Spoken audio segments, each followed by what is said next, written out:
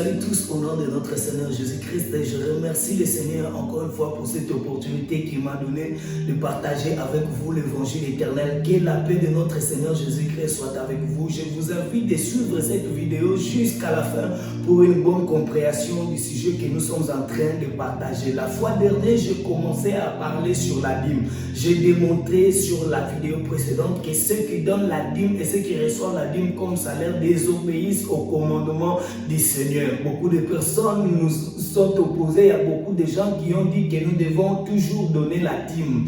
Les gens nous ont cité des histoires d'Abraham qui a donné sa dîme. Il y a des gens, plus même des gens qui ont donné Malachie. Ils ont dit que dans Malachie, on nous demande de donner la dîme et si nous ne donnons pas nos dîmes, nous serons sous la malédiction. Bien aimé, je dis, il ne faut pas seulement répéter les choses que vous avez entendues chez les faux prophètes.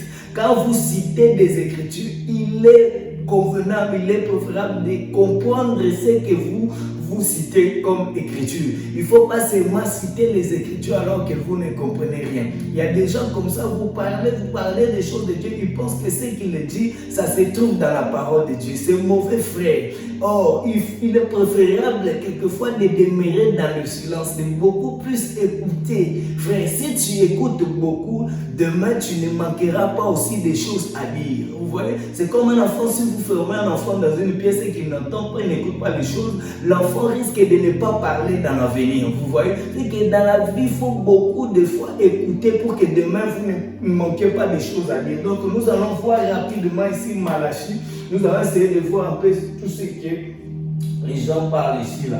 Donc aujourd'hui, je te ramène un tableau dans la vie que vous puissiez comprendre un peu les choses que nous parlons. Donc ici, bien aimé, comprendre que c'est un faux prophète, c'est un daddy, c'est un bishop ou archi-évêque. Je ne sais pas tous les noms que toi tu aimes bien les donner. Et ça ici, c'est toi. Ici, daddy vient pour te demander la dîme. Quand daddy vient te demander la dîme, tu dois directement lui donner la dîme. Non. Quand daddy te demande la dîme, tu dois lui poser ici la question du pourquoi. C'est ça l'évangile éternel, frère. Quand daddy te demande la dîme, pose-lui la question pourquoi tu dois lui donner la dîme. Vous voyez? Est-ce que tu dois donner la dîme à daddy parce qu'il te prêche la parole du Seigneur? Parce qu'il enseigne la parole de Dieu, c'est pour ça que tu dois lui donner la dîme? Tu dois lui donner la dîme parce qu'il prie pour toi? Tu dois donner la dîme parce qu'il va dans les lieux où vous vous rassemblez pour vous enseigner la parole de Dieu. Alors toi, quand tu prêches pour les gens, tu enseignes aux gens la parole du Seigneur. Des fois, quand tu pries aussi pour les gens. Des fois, quand tu te sacrifies, tu te déplaces pour les gens. Alors, on doit aussi te donner la dîme pour cela. Vous voyez, c'est vraiment compliqué, frère. Parce que même toi, tu es ici comme serviteur de Dieu. Lui aussi, il est serviteur du Seigneur. Vous voyez? Donc, quand daddy vient, tu dois lui poser des questions pourquoi. C'est ça, frère. Or, ici, beaucoup de personnes ont peur de leur daddy. Beaucoup de gens craignent plus leur daddy. Vous voyez, ça veut dire que daddy va venir rendre visite à la maison d'une personne. Quand la personne attend seulement, il y a daddy. La personne sera en panique. Il va commencer à paniquer, à avoir peur parce que daddy arrive à la maison. Ouais. Oh, même si la personne prenait un verre de vin, s'il prenait un verre d'alcool, la personne va cacher ça. Pourquoi? Parce qu'il y a daddy. Or, là, nous comprenons que les gens ont plus peur, craignent plus leur daddy que Dieu. Or, nous ne devons pas craindre daddy. C'est un être humain comme toi, frère. Vous voyez? Nous devons craindre plus Dieu que toutes ces personnes-là. Vous voyez? Donc, quand daddy vient, tu dois lui poser des questions de pourquoi tu dois lui remettre la dîme, frère. Il ne faut pas agir bêtement dans les choses de Dieu. Quand quelqu'un vient te demander quelque chose, il ne faut pas seulement lui donner avec précipitation. Il faut savoir le pourquoi. Vous voyez? Même dans la vie courante, quand tu veux faire quelque chose dans la vie, il faut savoir pourquoi tu fais la chose. Tu ne peux pas agir bêtement. Quelqu'un vient te chercher chez toi à la maison, tu vas comme ça sans savoir l'endroit où vous allez. C'est mauvais, frère. Tu dois savoir l'endroit où tu te rends. C'est très important. C'est la même chose avec la parole du Seigneur. Quand daddy vient ici, tu dois lui demander pourquoi. de poser la question du pourquoi. Or, beaucoup de gens aujourd'hui, si vous leur demandez pourquoi ils donnent la dîme, vous allez remarquer que la personne ne sait pas pourquoi il donne sa dîme. Vous voyez? Demande à la personne qu'est-ce que c'est la dîme. Il ne sait même pas c'est quoi la dîme, mais il donne sa dîme. Ça veut dire que les gens donnent ces choses dans l'ignorance. Vous voyez? Ils donnent nous ne devons pas servir Dieu dans l'ignorance. Tu dois savoir le pourquoi tu donnes ta dîme. Et quand tu vas demander ici, poser la question à Daddy pourquoi tu dois donner la dîme, tu vas voir qu'il n'aura pas d'écriture à te présenter. C'est ça. Ouais. Il n'a pas d'écriture à te donner si ce n'est que les écritures de la loi de l'ancienne alliance. Rares ceux qui vont dans le Nouveau Testament pour te faire sortir les histoires des dîmes. Je sais qu'il y a aussi des frères rusés qui vont dire que dans le Nouveau Testament, partout là où vous voyez le mot salaire, héritage, droit, ce sont des synonymes de dîme. Or, le mot dîme n'est pas synonyme de salaire. Ce n'est pas non plus des synonymes de Dieu. Je ne sais pas si vous comprenez ça. Il ne faut pas utiliser les choses de Dieu, essayer de camoufler pour que les gens puissent te donner la dîme. C'est mauvais, frère. Nous devons enseigner la vérité. Et nous disons ces choses non dans le but de vous calomnier. Nous disons les choses pour que nous tous puissions enseigner la vérité, frère. Vous voyez? Donc, quand David vient ici, il va t'amener directement dans les histoires de Malachie. Et c'est ce que nous voulons voir. Ouais? Parce que les faux prophètes, ils savent bien comment manipuler les gens. Avec les Écritures. Vous voyez, les faux prophètes, ils sont bourrés de connaissances de la parole de Dieu, les faux prophètes. Vous voyez, quand un faux prophète vient, il ne va pas te parler des choses de ce monde. Il va seulement te parler des choses de la parole de Dieu.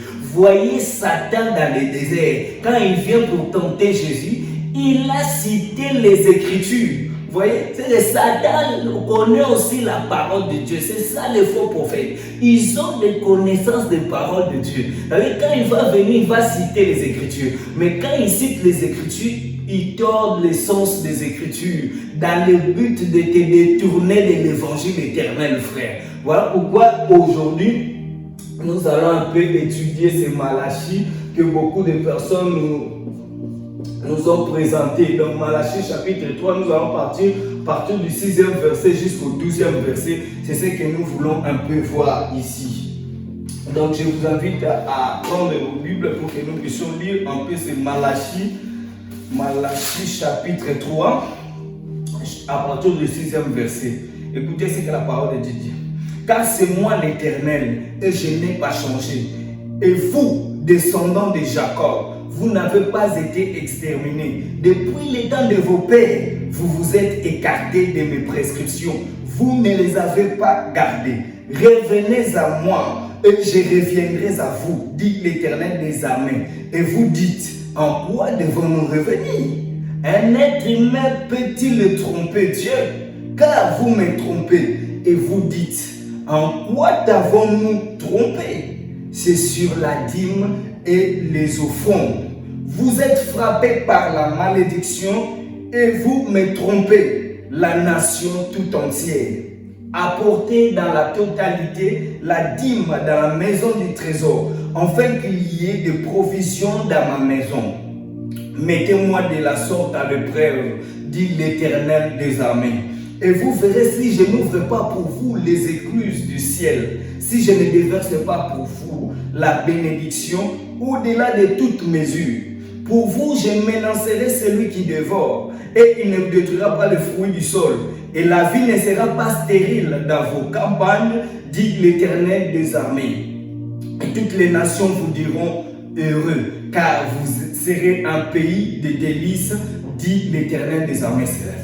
Bien-aimés dans le Seigneur, quand vous avez un texte devant vous et que vous ne parvenez pas à la compréhension, il est préférable de lire le texte plusieurs fois. Si tu as lu une première fois, tu n'arrives pas à comprendre, il faut lire deuxième fois, troisième fois, jusqu'à ce que tu parviennes. S'il faut même que tu lises 20 fois, 100 fois, il faut lire plusieurs fois pour que tu arrives à comprendre en fait le message qui est donné dans ce texte.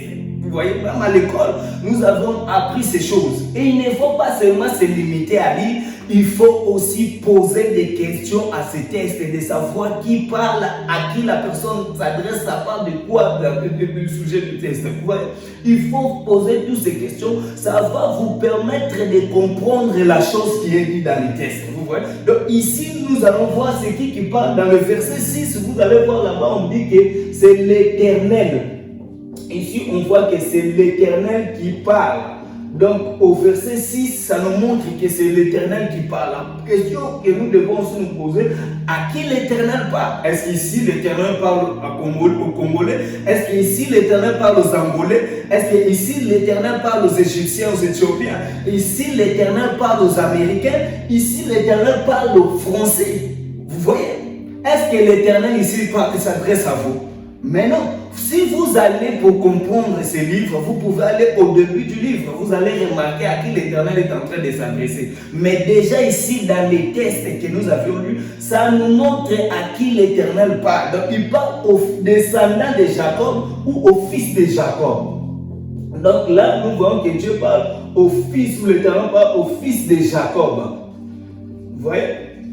C'est comme ça, nous avions compris que Dieu ne parle pas ici aux Congolais. Vous voyez, donc quand vous lisez comme ça, vous comprenez déjà qu'ici, on ne parle pas ici aux Éthiopiens ou aux Syriens ou je ne sais pas, aux Américains. L'Éternel ici parle aux fils de Jacob ou maison d'Israël. Vous pouvez mettre aussi maison d'Israël.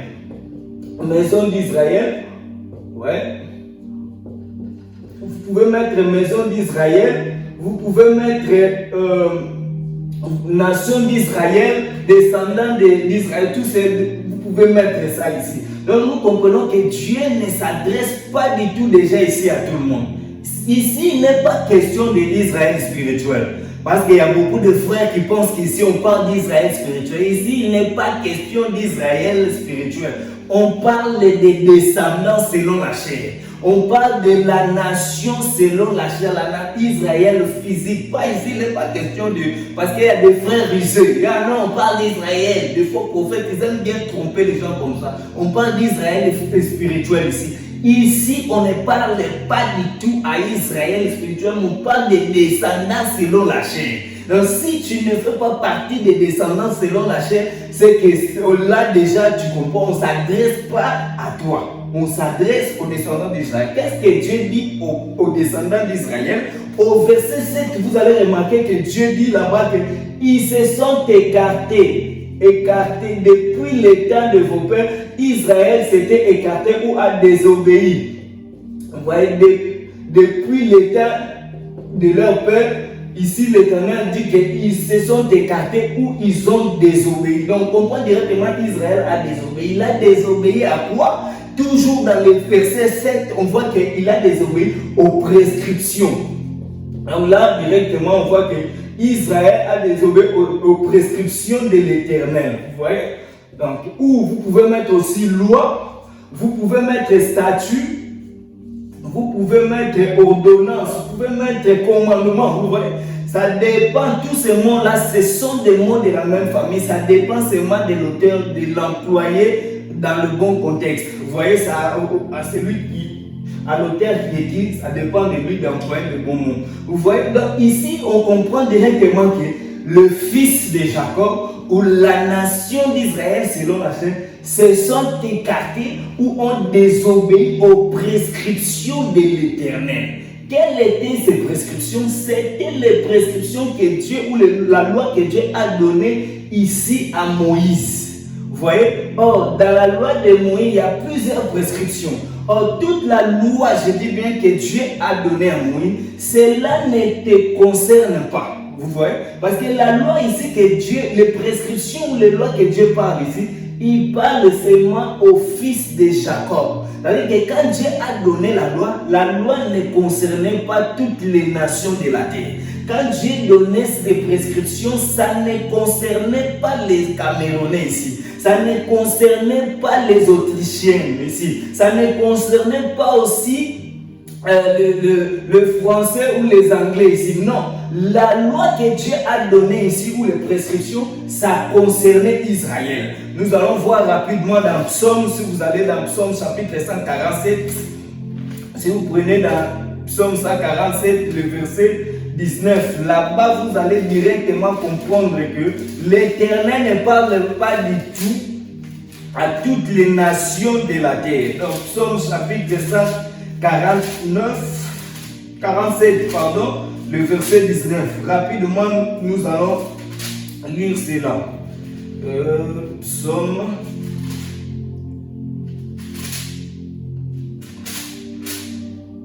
147, le verset 19. Psaume 147, le verset 19. Écoutez ce que la parole dit. Il révèle ses paroles à Jacob, ses prescriptions et ses ordonnances à Israël. Il n'a pas agi de même pour toutes les nations.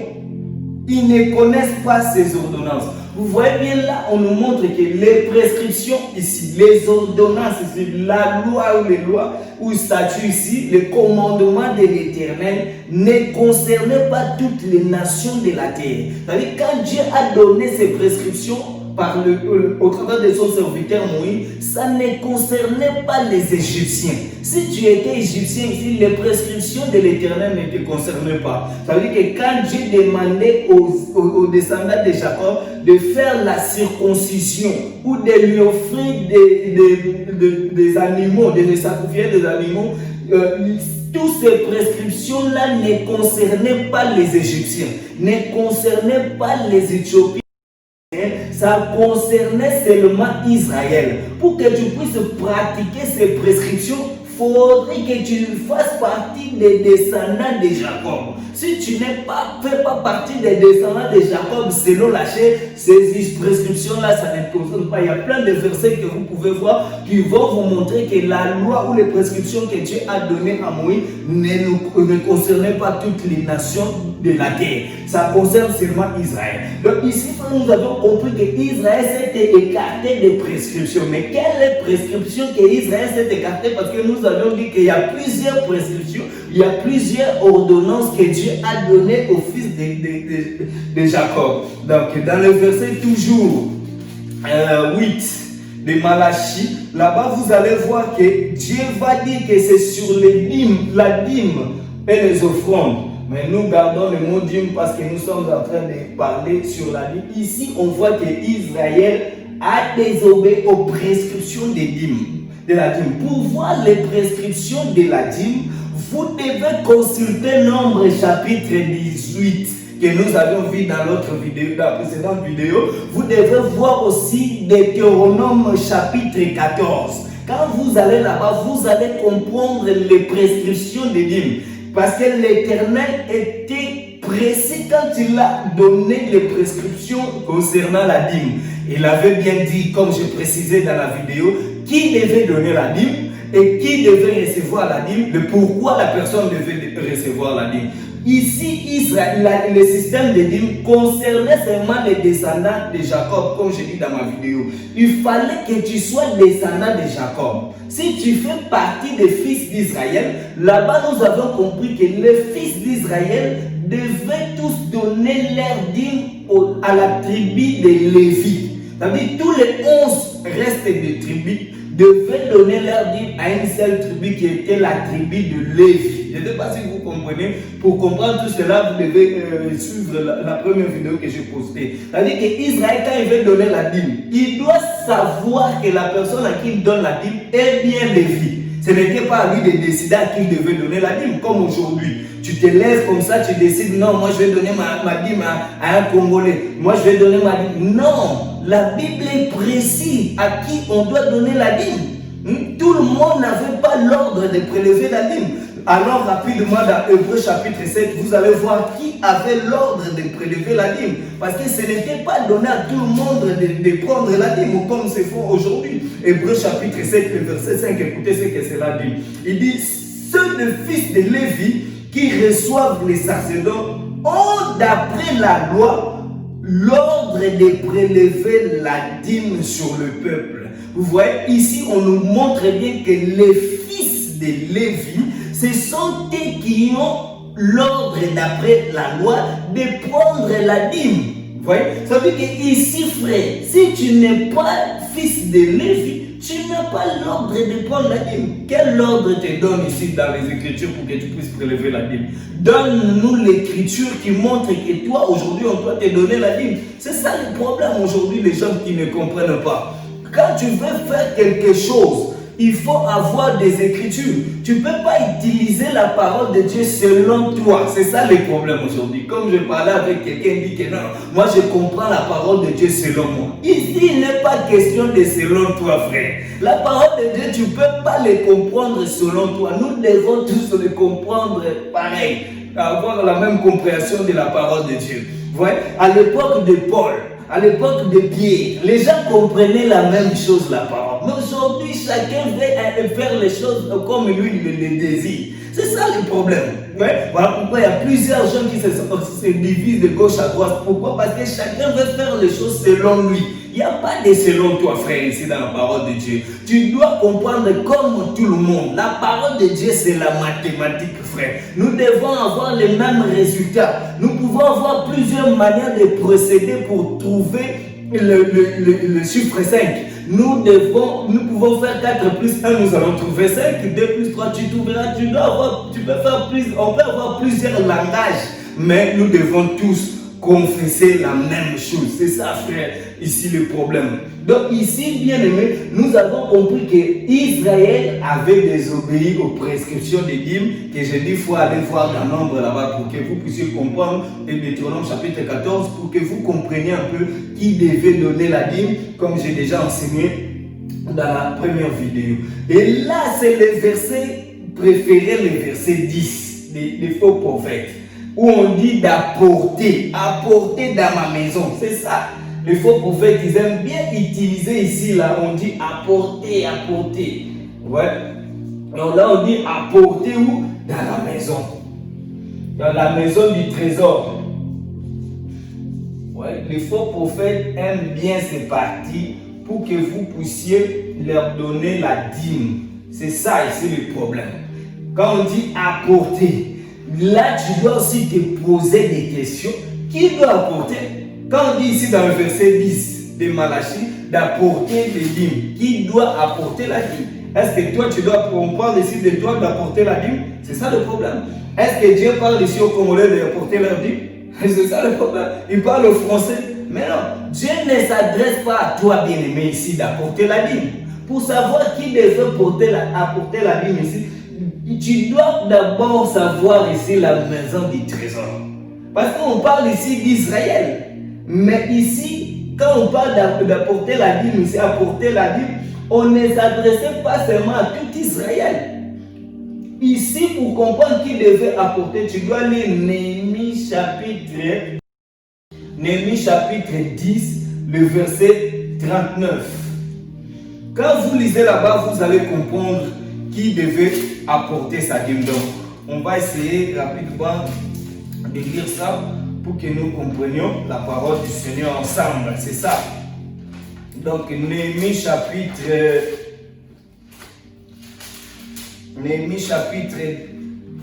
10 au 39e verset. Écoutez ce que la parole de Dieu nous dit.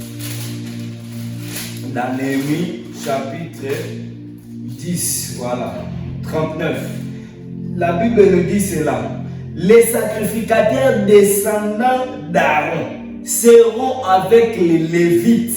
Quand les Lévites apporteront la dîme de la dîme à la maison de notre Dieu, dans les chambres de trésorerie. Voilà. Donc ici on nous dit que les sacrificateurs descendants d'Aaron seront avec les Lévites. Quand les Lévites apporteront la dîme. C'est ça ici, donc dans la maison ou dans la chambre de trésorerie ici. Ça, la chambre de trésorerie ou la maison du trésor ici nous a aidé de savoir qui devait apporter la dîme ici. Donc ici, ce n'est ni toi ni moi qui parle, ni un Congolais ou un Égyptien, ni un Américain ici doit apporter la dîme, mais bien c'est les Lévites qui devaient apporter ici la dîme. Donc quand Dieu parle ici commence à s'adresser aux Lévites.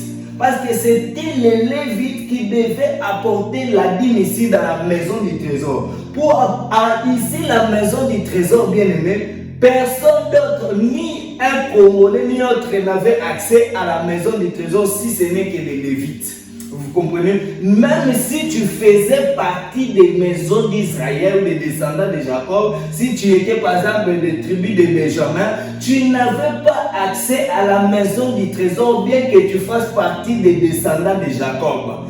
Ici, pour y accéder, c'était seulement les Lévites, parce que c'est ça l'Éternel les avait ordonné d'exercer dans les temples. Ouais.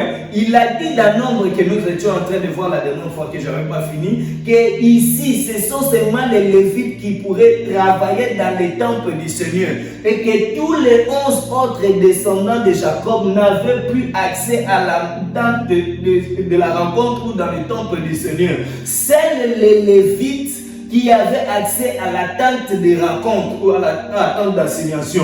Vous voyez, toute la maison d'Israël ou les autres tribus ne pouvaient pas entrer dans la tente ou dans la tente d'assignation. Si tu étais égyptien, si tu étais américain, si tu étais angolais, tu n'as pas le droit ici de rentrer dans la maison du Seigneur. Je ne sais pas si tu comprends. Vous voyez? Donc ici, c'était seulement réservé aux Lévites d'entrer dans la tente de la rencontre ou dans la maison du Seigneur. Donc, l'endroit où les pasteurs, parce que les faux docteurs, les faux prophètes aiment bien utiliser ces parties-là pour dire que vous devez emporter vos dîmes dans la maison du Seigneur. Et ils disent que la maison du Seigneur, ce sont les endroits ou les bâtiments qu'ils ont construits, où le lieu où les gens se rassemblent pour prier. Frère, comprenez que l'endroit où vous allez vous réunir, ce n'est pas ça la maison de Dieu. Ce n'est pas ça l'église de Dieu, frère. Je ne sais pas si tu comprends ça. Je ferai une vidéo pour t'expliquer parce qu'il y a beaucoup de gens qui pensent que les endroits où ils se réunissent, c'est ça la maison de Dieu. Non, ce n'est pas du tout ça la maison de l'Éternel. Je ne sais pas si tu comprends, ni les bâtiments, les cathédrales que vous voyez chez les catholiques, ça, ce ne sont pas la maison de l'Éternel. Ouais. Oh, Actes chapitre 17, si vous allez là-bas, le verset 24, si je ne me trompe pas, nous montre bien que l'Éternel n'habite pas dans les maisons fabriquées par les mains des hommes. Voyez, les gens dépensent des sommes énormes dans les bâtiments. Les gens dépensent beaucoup à embellir les bâtiments, pensant que ces bâtiments-là sont la maison de l'Éternel où l'Éternel réside. Oh, Dieu n'habite pas du tout dans ce lieu. Oui. Dieu n'habite pas du tout dans ces bâtiments. Vous pouvez venir prier, après les autres viennent, ils font la fête, faire n'importe quoi. Ça, c'est pas la maison de l'Éternel, frère. Je ne sais pas si vous comprenez. Vous voyez, Dieu n'habite pas du tout dans les maisons que les hommes ont construites par leurs mains. Comme nous dit dans Actes 17, comme je vous ai donné.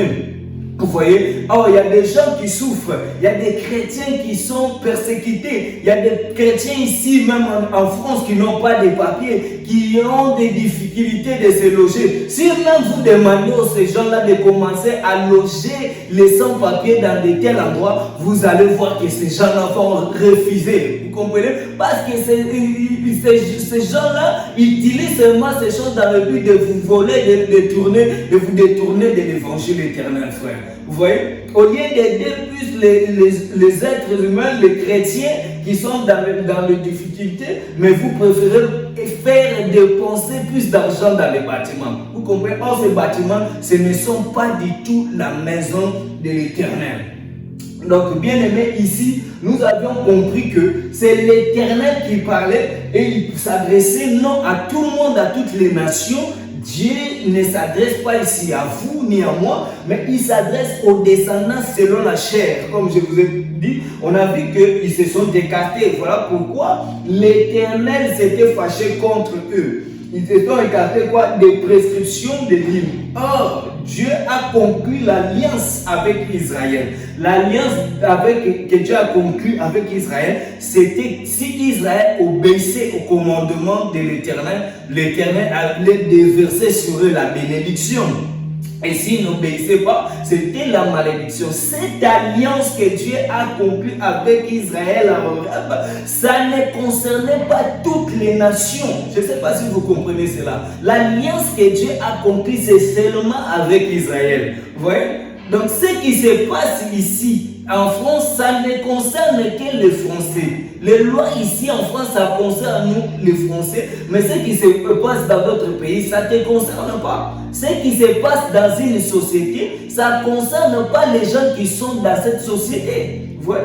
Or, l'alliance, le contrat que Dieu a conclu, c'était seulement avec Israël, frère. Si tu ne fais pas partie d'Israël ici, les contrats là ne te concernent pas. Il ne faut pas rentrer dans les endroits qui ne te concernent pas. Vous voyez, il y a des gens qui utilisent ces choses, toutes ces choses-là bêtement, qui veulent s'appliquer des histoires de Dieu bêtement, pensant que si tu donnes la dîme, Dieu va te bénir. Après, quand tu crois que Dieu ne te bénit pas, tu commences à dire que Dieu n'agit pas. C'est ça, les faux prophètes, ils aiment bien utiliser de telles choses. Il va prendre par exemple l'histoire où Dieu dit que tu dois lui donner, et qu'Abraham devait lui donner son fils unique. Et il profite de prendre ces passages-là pour t'appliquer ça à toi. Il faut donner ton Isaac. Il faut donner Isaac. Il faut donner la chose qui te fait mal au cœur. Vous voyez?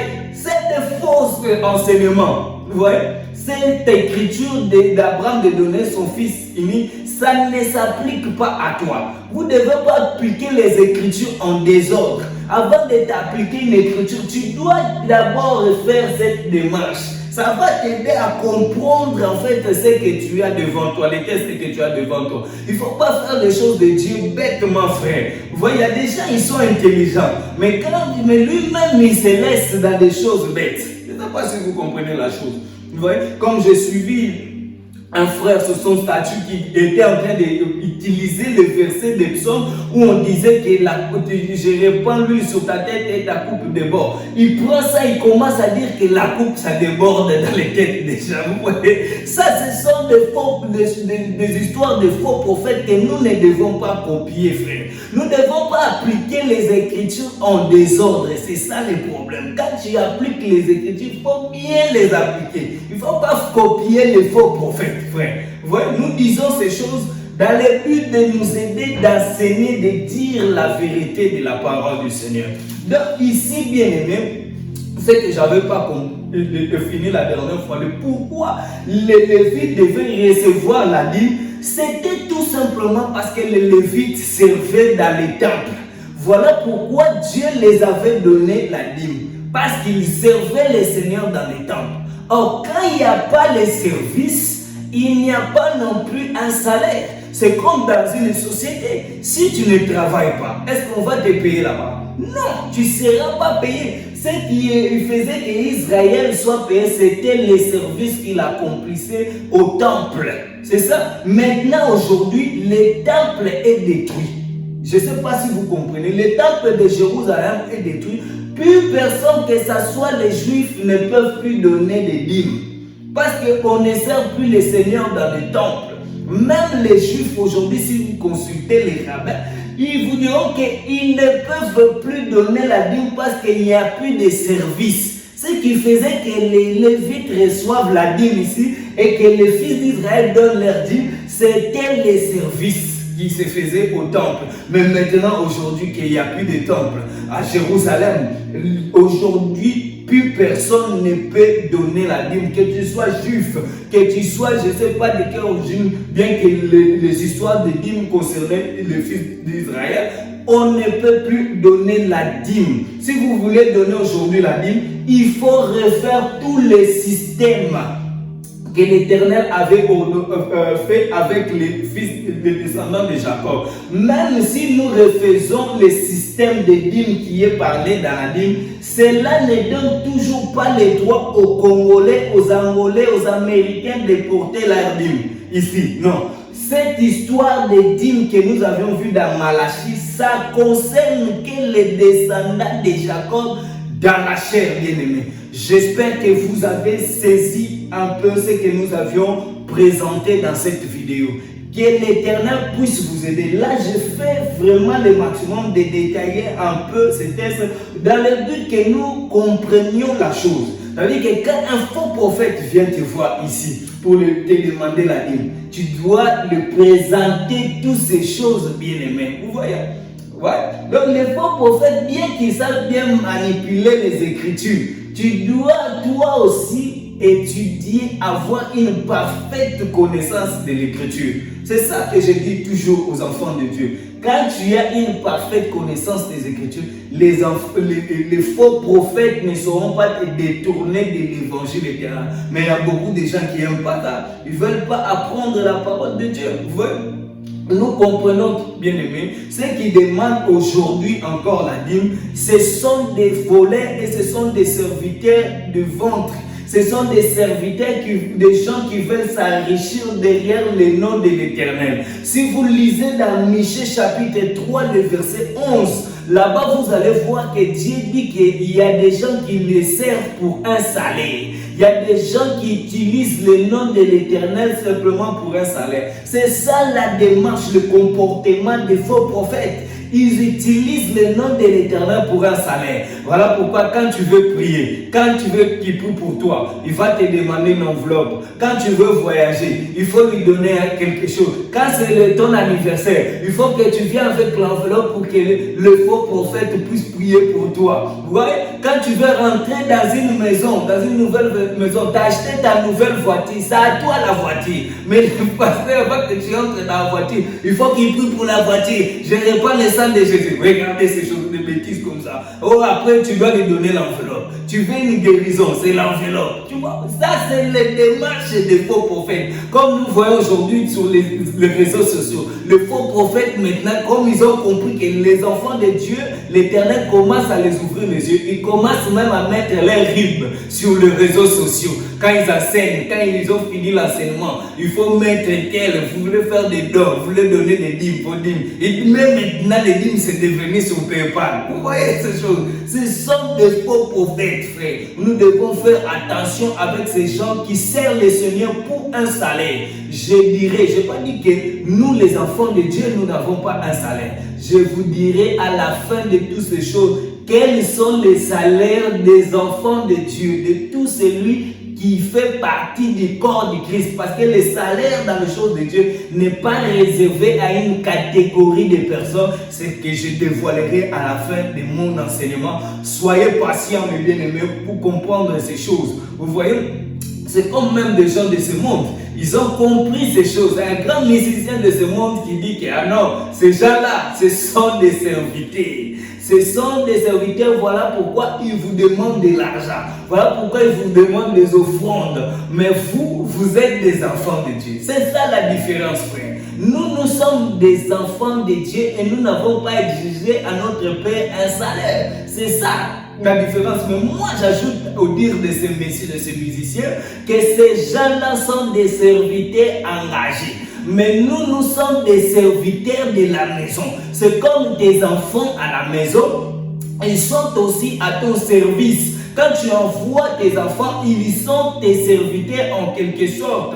Mais les enfants de la maison n'exigeront pas un salaire à leur père. Si ce n'est que le père veut récompenser l'enfant. Mais les serviteurs engagés, bien aimés, c'est obligé. Quand vous engagez une personne pour un service, il est obligatoire de lui donner un salaire. Voilà pourquoi ces gens, comme ce sont ils ne font pas partie de la maison, des serviteurs de la maison, ils sont des serviteurs engagés dans notre maison. Voilà pourquoi ils exigent toutes ces choses. Mais est-ce que nous qui travaillons pour le Seigneur, nous les enfants de Dieu, devons leur donner quand même ce salaire-là? Non, parce que nous avions déjà compris tous ces systèmes-là. Tous les systèmes de dîmes, bien aimés, pour que tu le comprennes, il faut aller voir les prescriptions comme j'ai débuté sur ma vidéo en démontrant que qui devait donner la dîme et qui avait l'ordre de lever la dîme et pourquoi il devait lever la dîme. Donc prochaine fois, nous allons voir la dîme d'Abraham que les gens s'excitent là-bas. Nous allons les expliquer qu'est-ce que c'est la dîme d'Abraham. Est-ce que nous devons donner la dîme comme Abraham l'a donné? Nous allons voir ça, que le Seigneur nous aide et que la paix de notre Seigneur Jésus-Christ soit avec vous.